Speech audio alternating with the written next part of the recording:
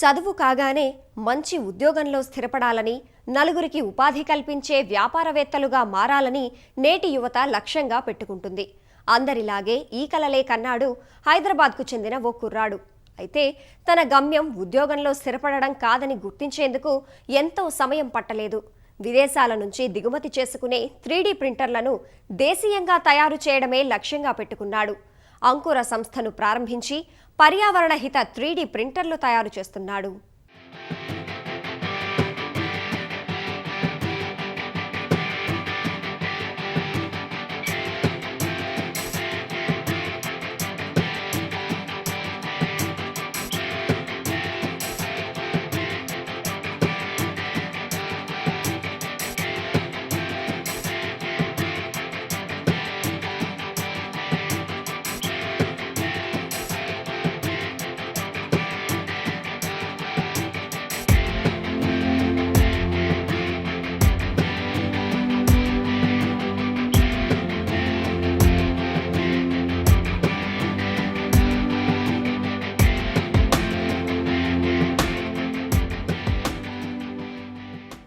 Printing సృష్టికి ప్రతిసృష్టి చేస్తూ అబ్బురపరుస్తున్న అద్భుత సాంకేతిక విప్లవం. విద్య, వైద్య, వినోద రంగంలో ఈ సాంకేతికత వినియోగం పెరిగి ఎన్నో మార్పులు చోటు చేసుకోగా నిర్మాణ రంగంలోనూ 3D ప్రింటింగ్ అద్భుతాలు సృష్టిస్తోంది. 3D ప్రింటింగ్ కు, ఆ పరికరాలకు భారత్లోనూ డిమాండ్ విపరీతంగా పెరుగుతోంది. ఫలితంగా చైనా నుంచి పెద్ద మొత్తంలో 3D ప్రింటర్లను దిగుమతి చేసుకుంటున్నాయి.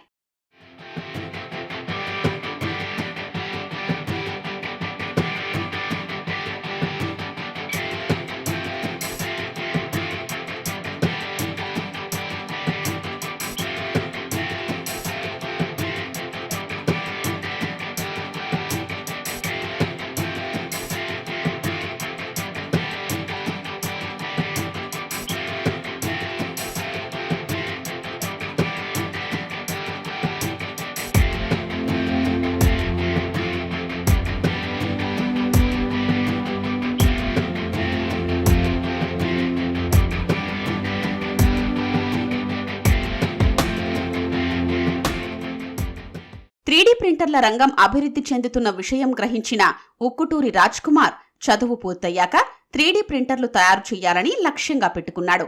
2017లో బీటెక్ మెకానికల్ ఇంజనీరింగ్ పూర్తి చేసి టూల్ డిజైన్ క్యాడ్ క్యామ్లో పీజీ డిప్లొమా చేశాడు. కొద్దికాలం ఉద్యోగం చేశాడు.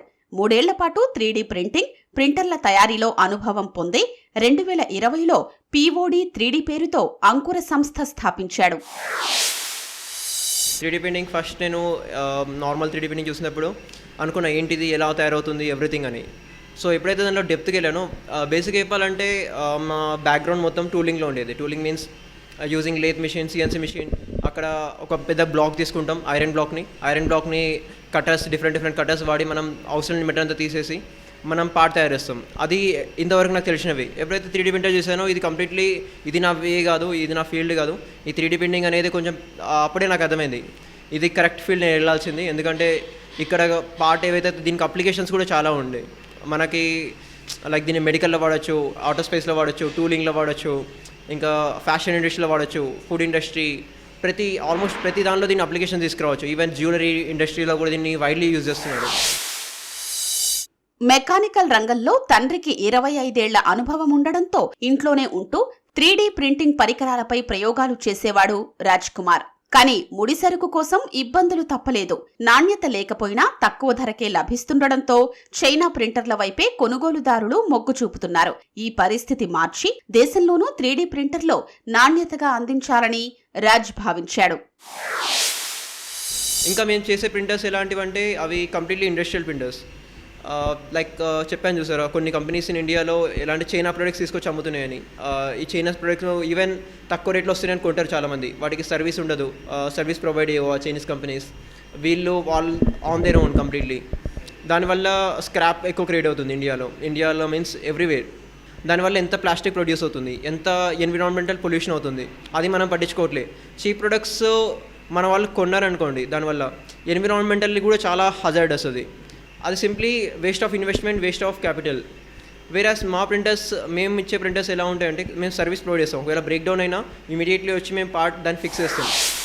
ప్రపంచంలో 3D ప్రింటర్ల తయారీలో భారత్ను ఉన్నత స్థానానికి చేర్చే లక్ష్యంతో శ్రమిస్తున్నాడు రాజ్ కుమార్. వారం రోజుల వ్యవధిలోనే ఒక మిషన్ తయారు చేయగలిగే సామర్థ్యం సంపాదించుకున్న ఈ కుర్రాడో ఏడాదిలో 3 లక్షలు విలువ చేసే 2 3D ప్రింటర్లను విక్రయించాడు.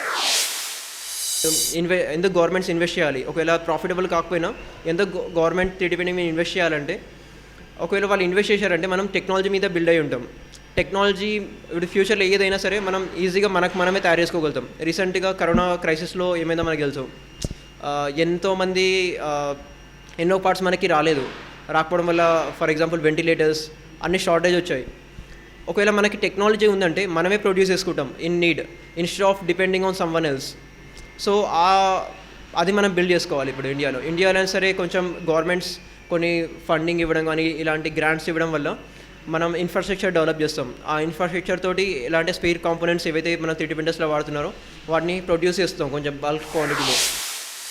ప్రింటర్ల తయారీకి ఖర్చు ఎక్కువ అవుతున్నందువల్లే భారత్లో ఈ తయారీ రంగానికి ప్రాధాన్యం దక్కడం లేదని రాజ్ ఆవేదన వ్యక్తం చేస్తున్నాడు.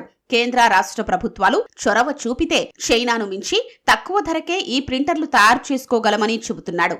పెద్ద మొత్తంలో 3D ప్రింటర్లు తయారు చేయాలని భావిస్తున్న రాజ్ నేరుగా తయారీదారుల నుంచి కొనుగోలు చేయడం వల్ల తమలాంటి అంకురాలకు భారం తగ్గుతుందంటున్నాడు. ఇన్ 2020లో ఆల్మోస్ట్ 6 మిలియన్ ప్రింటర్స్ సోల్డ్ అయినాయి వరల్డ్ వైడ్. దానిలో మన ఇండియా షేర్ ఒక 1% కూడా ఉండదు, మన ఇండియా నుంచి ఎక్స్పోర్ట్ అయిన ప్రొడక్ట్స్. ఇప్పుడు కరెక్ట్ ఇన్వెస్ట్మెంట్ ఉంటే నేను ఇండియాలో ప్రొడక్ట్ చేస్తాను, కరెక్ట్ ప్రొడక్ట్స్ ఇండియాలో మ్యానుఫ్యాక్చర్ చేస్తాను.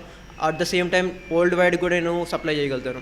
ఇప్పుడు 3D ప్రింటింగ్ అంటే ఇంతకుముందు ఎక్కువ మంది తెలిసేది కాదు, ఇప్పుడు చాలామందికి తెలుస్తుంది 3D ప్రింటింగ్ అంటే ఏంటి, దాని అడ్వాంటేజెస్ ఏంటని. సో ఈ గ్రోత్ అనేది పెరగడం వల్ల మనము కూడా మన ఆర్డర్స్ కూడా వాల్యూస్ పెరుగుతాయి. బట్ మనం ఎంత తొందరగా ఆ టెక్నాలజీకి అడాప్ట్ అవుతామో, కొత్త సెన్సార్స్ ఇంప్లిమెంట్ చేయడం, కొత్త టెక్నాలజీని ఇంప్లిమెంట్ చేయడం, దీన్ని ఏఐకి ఇంక్లూడ్ చేయడం, దీనివల్ల ఏమవుతుందంటే ఈ రిసోర్సెస్ ఏవైతే ఉన్నాయో అవన్నీ ప్రాపర్గా మేనేజ్ చేస్తాం. సాధారణ ప్రింటర్ల వల్ల తలెత్తే పర్యావరణ కాలుష్యాన్ని 3D ప్రింటర్ల వల్ల నియంత్రించవచ్చంటున్నాడు ఈ కుర్రాడు. తన ప్రింటర్లను పర్యావరణ హిత ప్రింటర్లుగా తీర్చిదిద్దుతున్నాడు. భవిష్యత్తులో ఆగ్మెంటెడ్ రియాలిటీని 3D ప్రింటర్లకు జోడిస్తే మంచి ఫలితాలు ఉంటాయని అభిప్రాయపడుతున్నాడు. ఎప్పుడైతే నేను ఫస్ట్ ప్రొడక్ట్ తయారు చేస్తున్నానో 3D ప్రింటర్, అప్పుడు చాలా ప్రాబ్లమ్స్ వచ్చేవి. లైక్ ఎలా అంటే కొన్నిసార్లు మనకి 3D ప్రింటర్స్లో 3 యాక్సెస్ పర్పెండిక్యులారిటీ ఉండాలి. వెల్డింగ్ అప్పుడు కొంచెం ప్రాబ్లం వచ్చేది. అప్పుడు ఎక్కువ నాలెడ్జ్ లేకపోవడం వల్ల తర్వాత స్లోగా వేరే వాళ్ళని అడిగి కొంచెం ఇండస్ట్రీ ఎక్స్పర్ట్స్ని ఇది ఎలా వస్తుంది, ఇది ఇక్కడ కరెక్ట్ మ్యాచ్ అవ్వాలంటే ఎలా, పర్పెండిక్యులారిటీ ఎలా తీసుకురావాలి ఒకదానికి ఒకటి యాక్సెస్కి, ఇంకా బెటర్ క్వాలిటీ పార్ట్స్ ఎలా వేయాలి, స్లోగా బిల్డ్ చేసుకుంటూ నెట్ నుంచి నేర్చుకుంటూ కొంచెం స్ట్రగుల్ అయ్యాను ఇనిషియల్లీ. బట్ ఇప్పుడు కొంచెం బెటర్ క్వాలిటీ ప్రింటర్స్ తయారు చేస్తున్నాను. ప్రజెంట్ ఇప్పుడు స్ట్రగుల్ అవుతుందంటే మార్కెటింగ్లో స్ట్రగుల్ అవుతున్నాను. ఆ మార్కెటింగ్ కూడా కొంచెం ట్యాకిల్ అయ్యి కొంచెం ఇన్వెస్ట్మెంట్ ప్రాపర్గా తీసుకుంటే తక్కువ కాస్ట్లో ప్రొడ్యూస్ చేయడానికి. బట్ ఇండియన్ ప్రొడక్ట్స్ తీసుకుందామని చూడరు చాలామంది, ఎందుకంటే ఏ తక్కువ రేట్ వస్తుందని చూస్తారు. సాంకేతికంగా మరింత పరిజ్ఞానం పెంపొందించుకుంటే దేశంలో తలెత్తే ఎన్నో సమస్యలకు యువత పరిష్కారం చూపించగలదని రాజ్ కుమార్ విశ్వాసం వ్యక్తం చేస్తున్నాడు. దేశీయంగా భారీగా 3D ప్రింటర్లు తయారు చేసే సంస్థగా అవతరించాలనే లక్ష్యంతో ముందడుగు వేస్తున్నాడు.